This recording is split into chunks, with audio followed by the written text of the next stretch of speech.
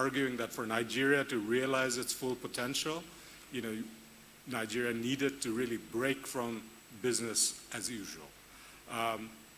December 2022 was Nigeria's choice, not just in political terms, but actually in economic terms, in developmental terms.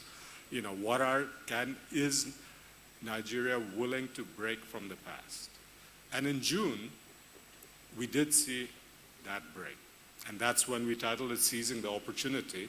I said at a recent event, and I will say it again here, the 2 steps that this administration, and in particular His Excellency President Bola Ahmed Tinubu, took pretty much in his first day in office, and then 2 weeks later, the central bank, the unification. So first day in office was removing the gasoline subsidy. I've worked in every country in Asia, and I can say that required courage. That kind of bold move, political courage, to do that on something that is ingrained into Nigerian political culture, into the kind of thinking of the public, that this is an entitlement, this is something that government has to provide. To break with that and to kind of hazard the reaction that it would elicit took political courage, and I think that we've all recognized. Subsequently, the unification of the exchange rate. So you'll hear Alex talk about it. So those 2 steps, those bold reforms, of the metaphor that I often use, it's recognizing that you need open bypass surgery. A patient who needs open bypass heart bypass surgery, but fearing that this would be too radical a step. And yet, so it requires courage to take that step. The last 6 months has basically been about, once you've taken those bold steps, what next? So the first is to acknowledge that it has been painful. Prices have gone up. The lifting of gasoline prices, the unification, kind of allowing the exchange rate to be more market reflective, has made life more difficult for millions of Nigerians. And the government has taken steps to provide relief. In the aftermath of surgery, there's a need to provide relief to ease the pain. And the government has also taken steps on the road to recovery in terms of tightening monetary policy, in terms of thinking about ways of consolidating the fiscal. But that is an ongoing process. So that's the third part, is that Nigeria still isn't out of the woods. Challenges remain. But we do see Nigeria, kind of the policy mix, the stance of government, the intent of government is very clear. So that's where we arrived at the title, Turning the Corner. And Nigeria is very close to turning the corner. Full recovery, on a path to full recovery.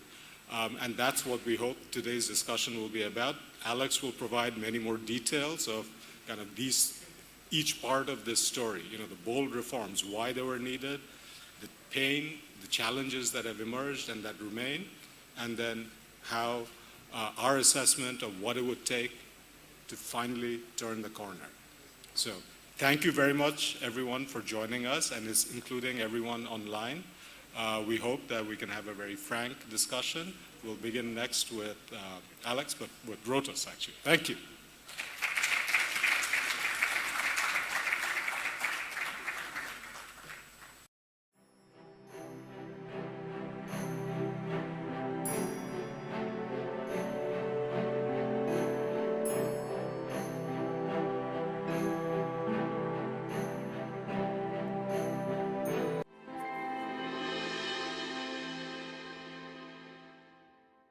All right, welcome back.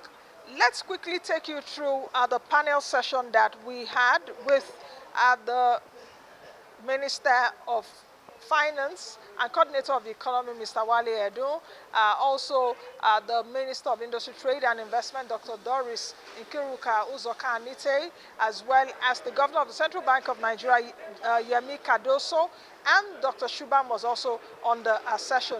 Let's quickly take you through this. First of all, thank Shubham for this continued dialogue and this continued interaction, which is of great benefit to the government.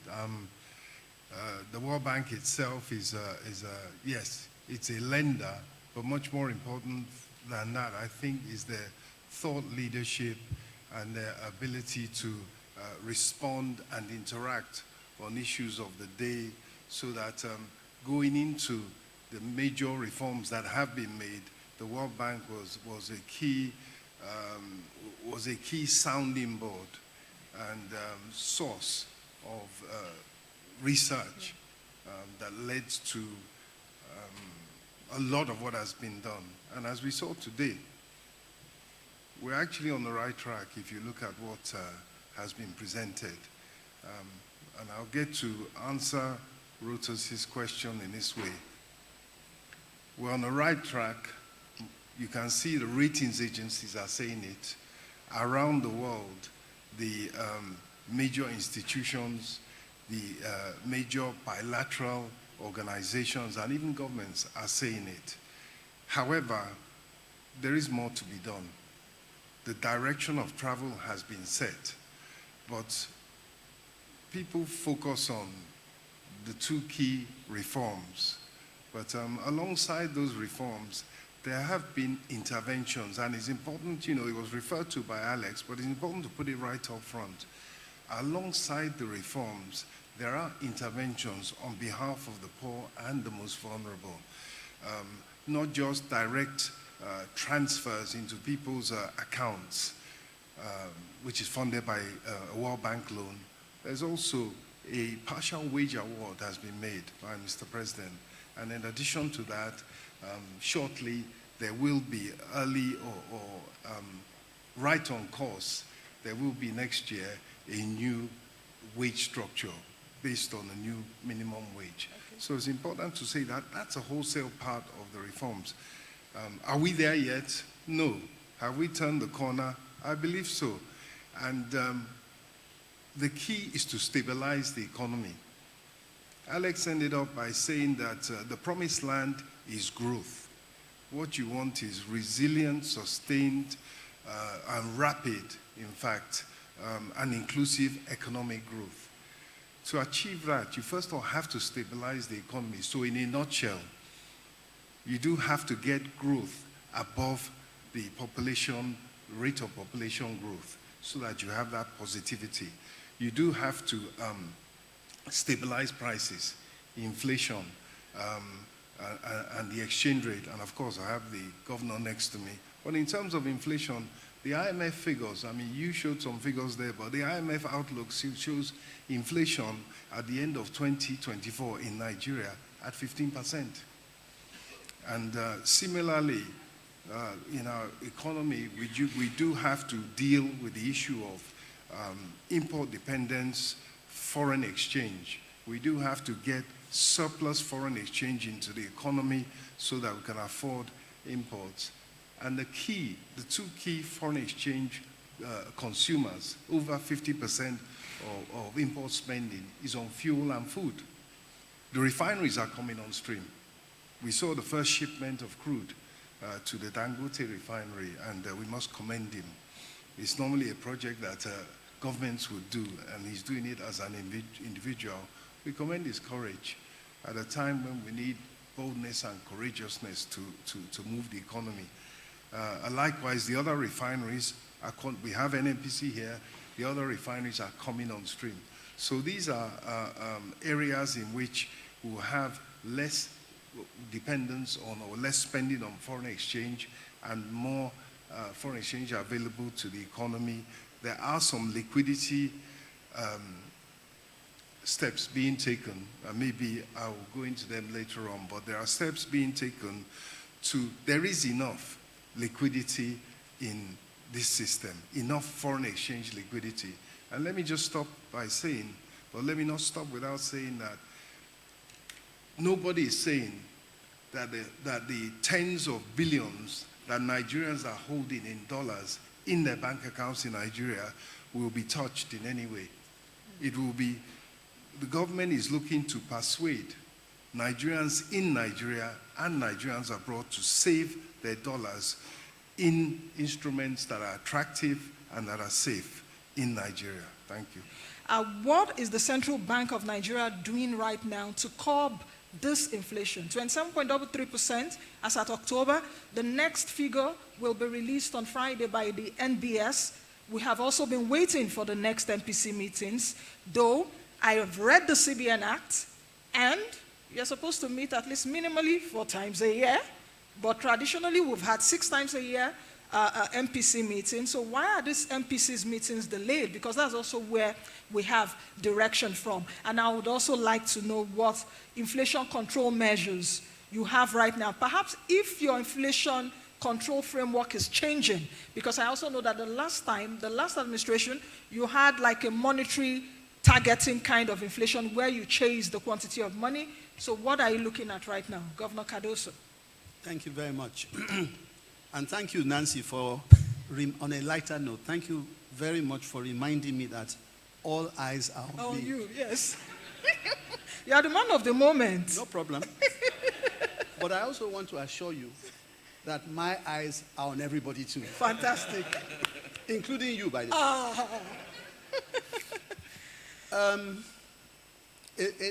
A lot there to unpack. A lot there to unpack. And let me start by saying that it is important to look at context. It's important to look at context because you talk about MPC meetings and the fact that over a period of time, we were used to having 6 MPC meetings, but in this particular year, we've had 4. Now, one has to ask the question, to what extent did those meetings actually achieve results? And really and truly, if they didn't, then you have to ask yourself, do you really want to continue with this system? And quite frankly, as far as I'm concerned, the answer is no. And that is why we took time to look at the existing framework and significantly come up with something differently. And that's where we're heading into 2024, okay? Whereby we will be using inflation targeting, Okay. and we will ensure that the use of monetary policy actually cascades down and has an impact. I mean, doing these meetings takes a lot of time, a lot of energy, a lot of thought. And like you rightly pointed out, at a time like this, we must ensure that we are getting results for what we are doing. So I think that hopefully should put paid to that matter, because that's really what it is. And I've said it before, and I will be held accountable to that going into 2024. So that's that. Now, with respect to the real issue of inflation, as we know, there are different components of inflation. There's money supply, which is very critical. There's imported inflation, okay? There are structural issues. There are a whole host of different things. With respect to money supply, importantly, very, very importantly, we have taken very bold steps to control money supply. In actual fact, as you probably are aware, we've gone to the extent of increasing the OMO activities, both in terms of volume and in terms of price, all in the need, or all with the objective of reining in money supply. Very, very, very important. The central bank has a clear focus on exactly where it expects money supply to be, and will do everything possible to defend that. So those are one of the tools we use. We also have a liquidity management meeting, meets every single day at 8 o'clock in the morning, and takes a view for what needs to be done to ensure that we can bring stability and reduce volatility in particular areas, which will in itself positively impact inflation. As you know, these are not issues that necessarily will result in, that will bring about results overnight. They won't. They certainly will not. But at least over a period of time, they will help to moderate the situation that has been very, very challenging for Nigeria and Nigerians. And of course, we're very, very mindful of the fact that inflation affects everybody. It's not just the people at the top, it impacts the people down below considerably. So we have to do everything possible to defend what our core business and our core mandate is. And as far as we're concerned, which is a very important issue I also want to talk about, and that is the mandate of the CBN. The mandate of the CBN, as far as we are concerned, is to focus on inflation, stability of pricing, and things that don't concern us, we leave them and get out of them, and focus fully on the issue of inflation. The economy, or the economic recovery should be focused on non-oil exports.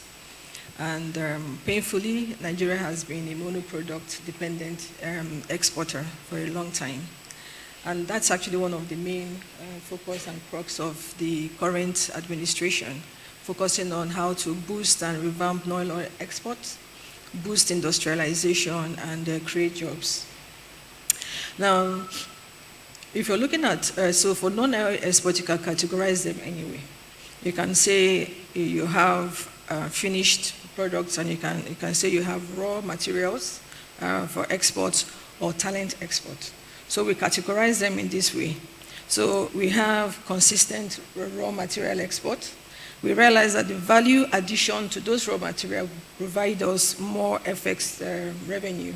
So now the administration is now focusing on processes or policies that will help to facilitate the creation of industries that will add value to our raw material.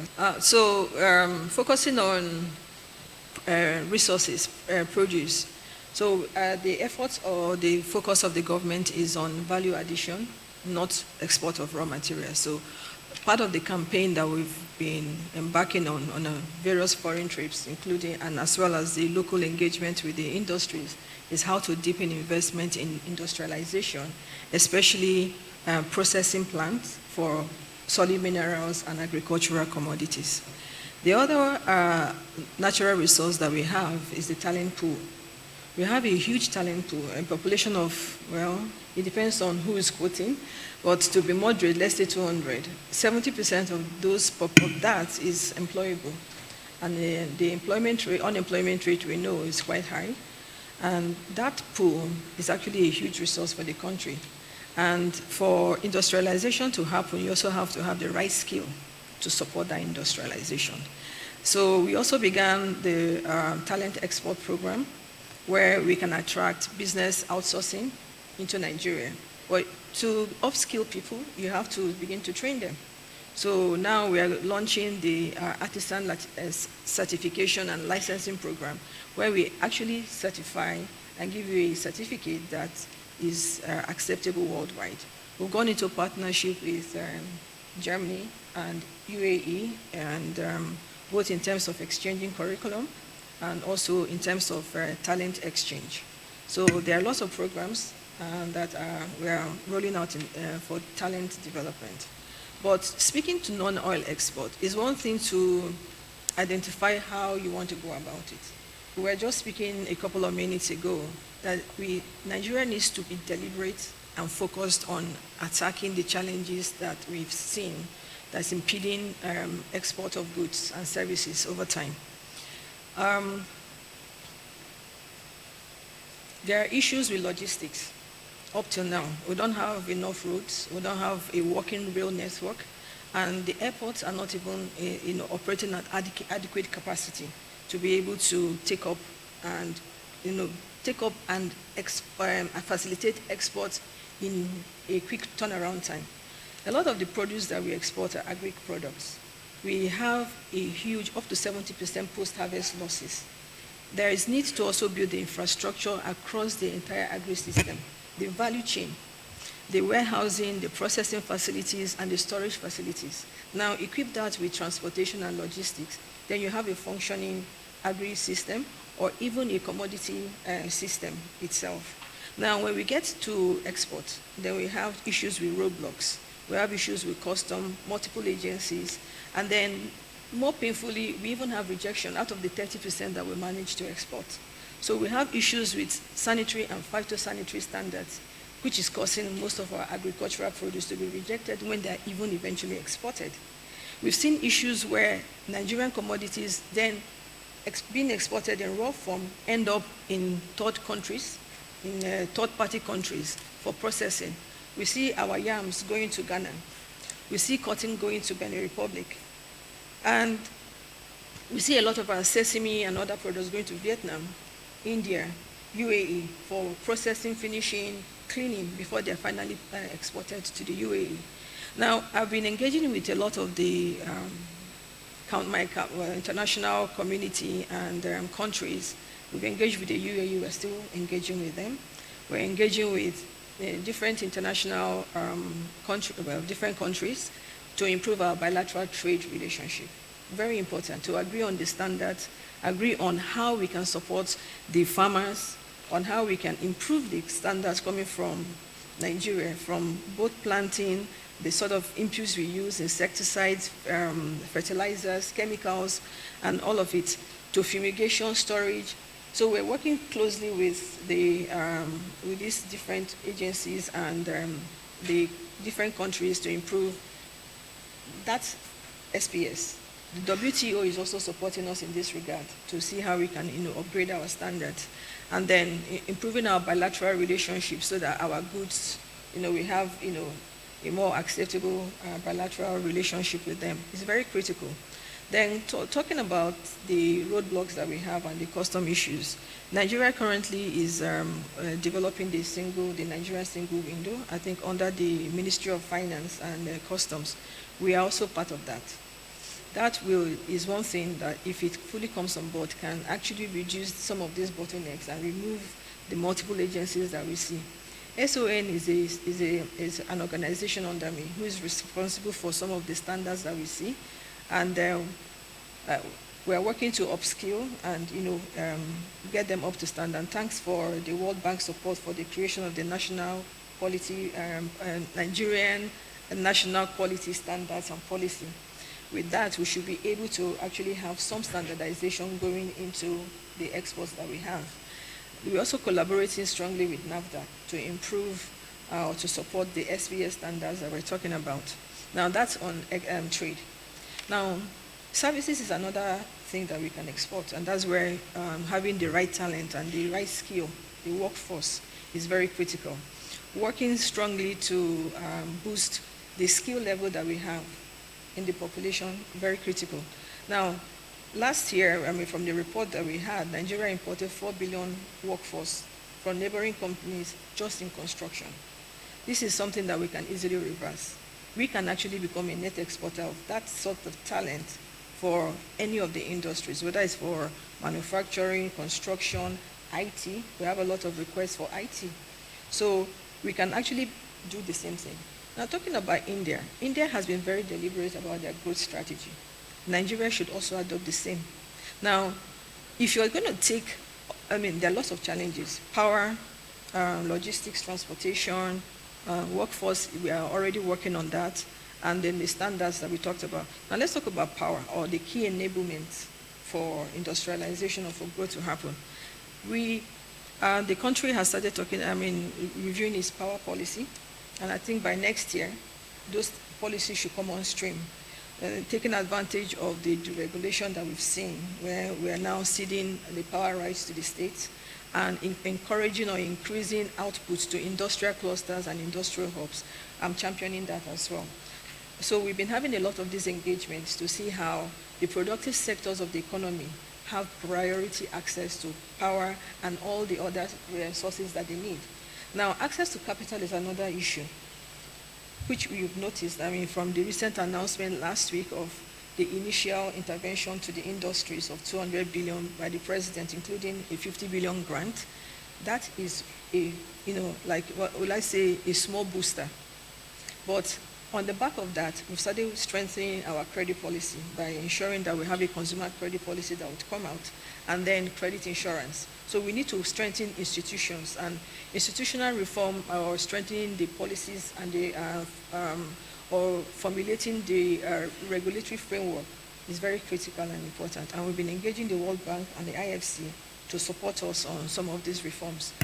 By and large, it's a new administration that has just started, inherited a lot of difficult economy and a lot of challenges. But the important thing to note here is the resolve and the deliberacy of this government to tackle all the challenges that it's inherited. And so these are all the reforms that we've laid out. And I'm sure by going into the new year, we'll see some of these reforms now strengthening the ones that already have been done. Okay. Honorable Minister of Finance, let me take you up on some of the things you had said earlier. You talked about a new wage structure that will come up later next year. I also want you to talk about that and how much that will how much ballooned will your financials be because of that.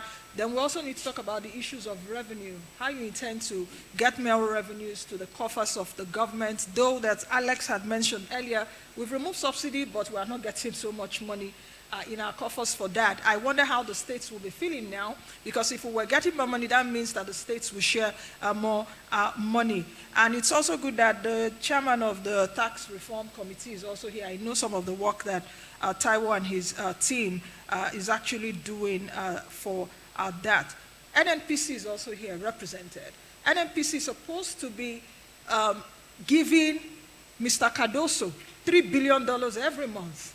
And they've not been doing that for the past 3 years. I think they do, Mr. Ajia is laughing, he knows. So they do about $300 million because the CBN does not print dollars. They need inflows. So I would like you to also talk about that. Then the next set of questions will go to Mr. Cardoso, talking about Naira volatility. Everybody knows now, Rotus mentioned earlier how much the foreign exchange rate is.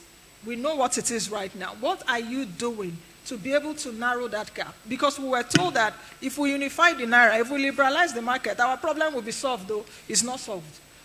The gap has further narrowed. Also, I would like to chip in this. The Naira scarcity that we're seeing, someone told me yesterday that he went to the bank and the banks only give them 5,000 Naira cash.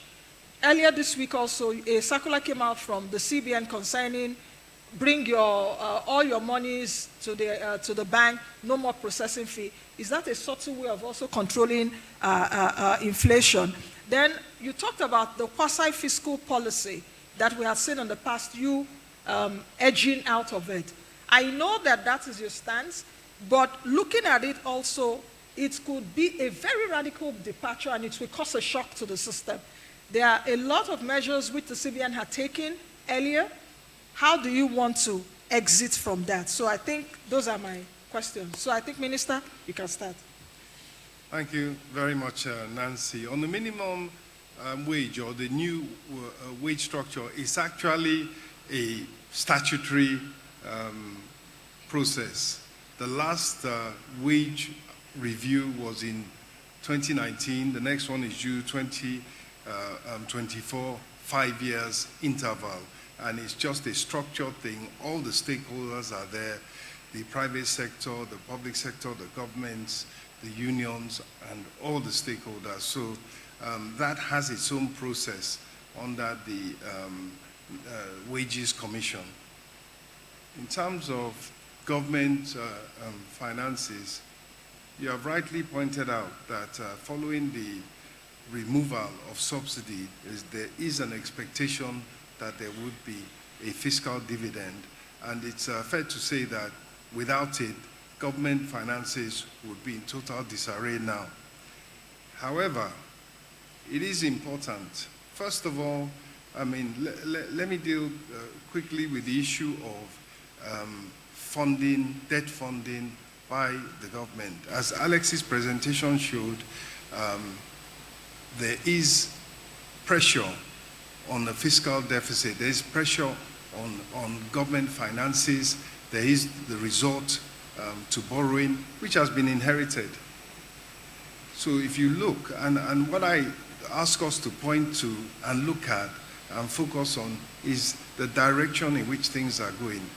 The fiscal deficit, which leads to borrowing by the government, whether through the domestic markets, the debt management office DGs here, or whether the resort at times, as you mentioned, to ways and means, is a function of the fiscal deficit. Under the 2024 appropriation bill, the fiscal deficit is due to come down to 3.8% from over 6%. So that shows that whatever the levels of borrowing are, they are being reduced. And there is a plan to reduce that fiscal deficit over time. The 2024 appropriation bill, or 2024, is the first year of the first full budget of this government. On the revenue side, clearly, the other, if you need to spend, which the government does, the government needs to spend even more than it does. What it spends as a proportion of GDP is much lower than in our African peers, not to talk of in the developed world, where government spending as a portion of GDP goes as high as 50, 60%. But if you're going to do that, you need revenue. And the first source of revenue is all revenue, so I don't expect that there will be,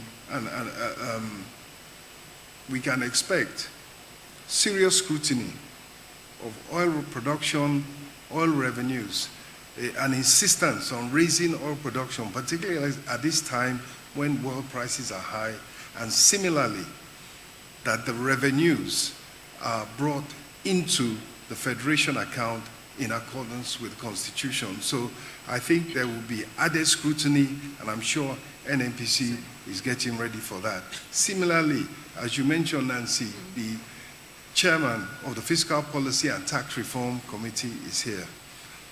There is a robust rollout going to take place soon of measures which raise tax revenue, not by increasing the tax rate, but by efficiency, digitalization, and improved collection. And in addition, non-oil, and so tax revenue is projected to go up from current 9% or so as a percentage of GDP to 18%. And then government revenue overall, including non-tax revenue, is projected to rise over the next 3 or 4 years from 15% to about 22%. So those are the initiatives aimed at increasing revenue, and part of it is that it is important to retain the public's trust by spending their money efficiently and transparently and accountably. And so the system of waivers, tax incentives is going to be scrutinized with a view to revamping it and saving revenue and blocking leakages, particularly amongst the ministries, departments, and agencies. Let me stop there. Okay. Over to you, Governor Cardoso. Thank you very much, Nancy.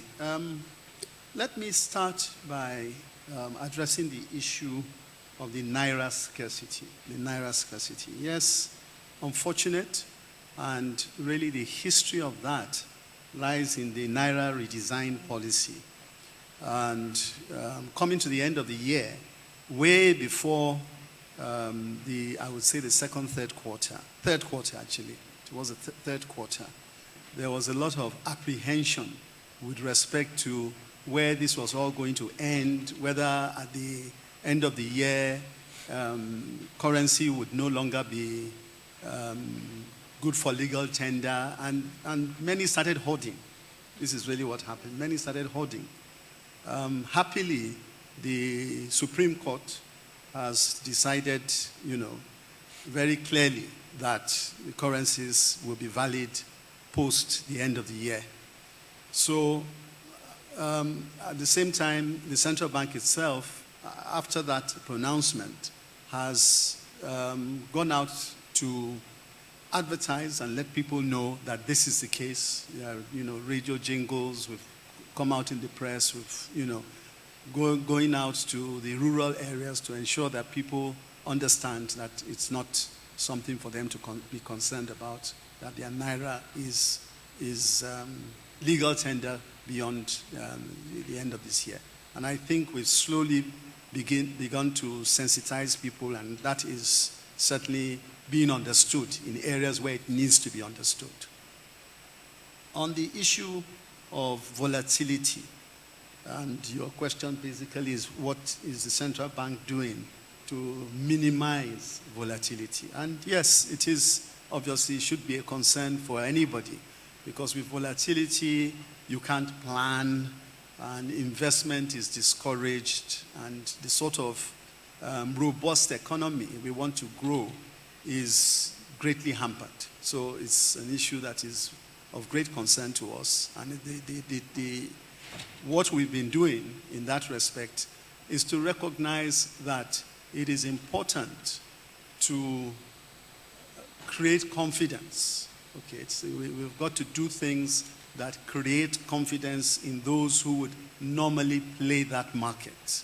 And in particular, we've got to be very clear as to what measures we are taking and what is required for anyone who wants to play that market to play it, and not that one moment you come out with one particular policy and then the next moment you change it. So as much as possible, we're trying to ensure that, one, we are thoughtful with respect to what we bring out, and two, something that I've mentioned before, is that we're taking a very comprehensive look at all the different policies that have come out from the central bank over a period of time to see how we can harmonize them and come out with an elegant document that really states what is required from start to scratch. So it's clear to all concerned as to how to play that market.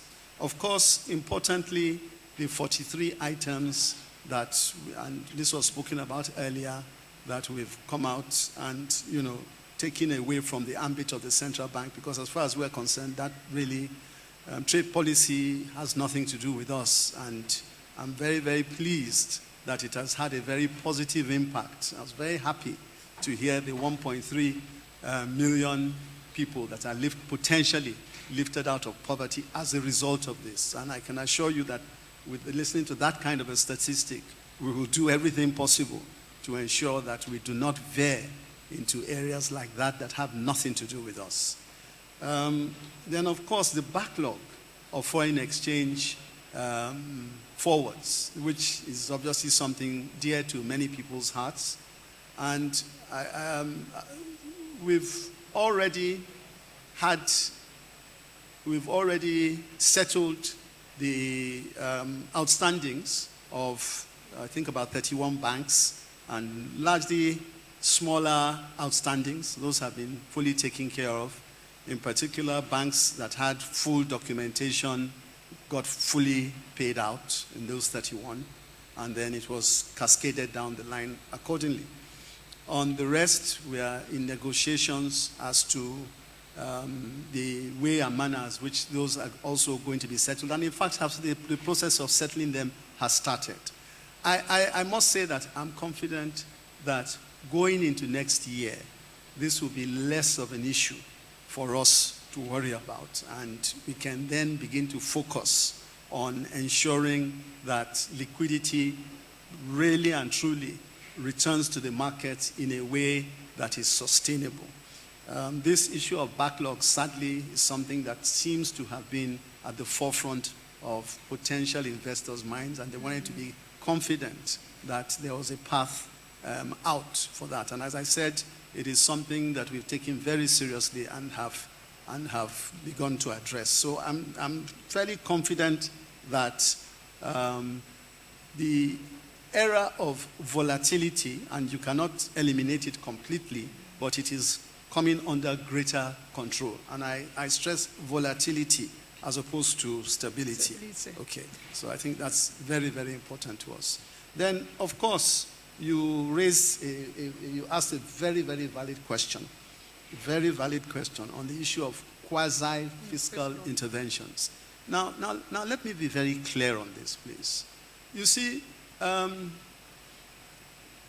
have nothing against quasi-fiscal interventions. I have nothing against it. And obviously, over the world, over a period of time, institutions get involved in these as it makes sense for them to do. I get that. Okay. All I'm saying is that we basically don't have the expertise to do it. And to the extent that, and it's important for people to understand something, if you're engaging in quasi-fiscal interventions, particularly in a situation where you don't have, and really whether you have it or you don't have it, it has its own distortionary impact.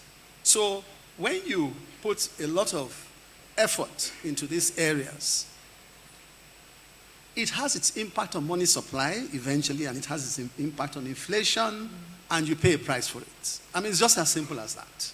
Okay, so if you are doing this at such a scale, and then you expect that life will continue as normal, I tell you, you're already fooling yourself. It will not. There's a price for doing these things. And if you're going to do them, make sure you do them well, and make sure you do them in a way that does not destabilize your economy. To my mind, we will not create more problems than what we are trying to solve. If there are issues where such interventions have started, if there's good reason to take them to their finish line, so we will. I mean, what's the sense of an intervention that has taken place and is maybe 67% completed, and then you say, okay, you're not doing, and that's the end of that. No, that will be unreasonable to do.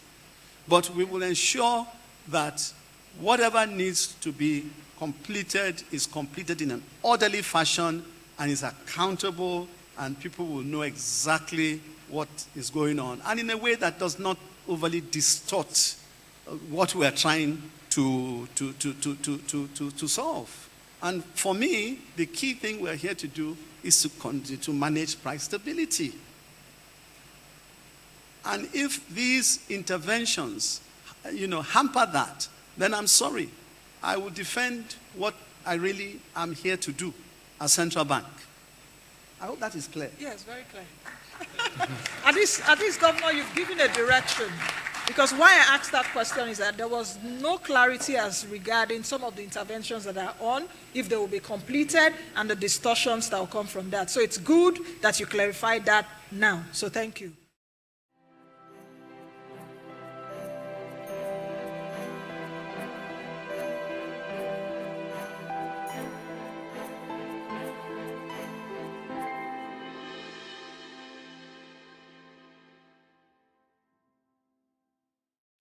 And it's a wrap. Just a few days to the end of the year. At least watching this now, you have a sense of what the policy planners are thinking, and perhaps what 2024 holds for the country. Like I always say, be the best you can be and be the change that you want to see. I am Nancy Naji. I'll see you all again next time.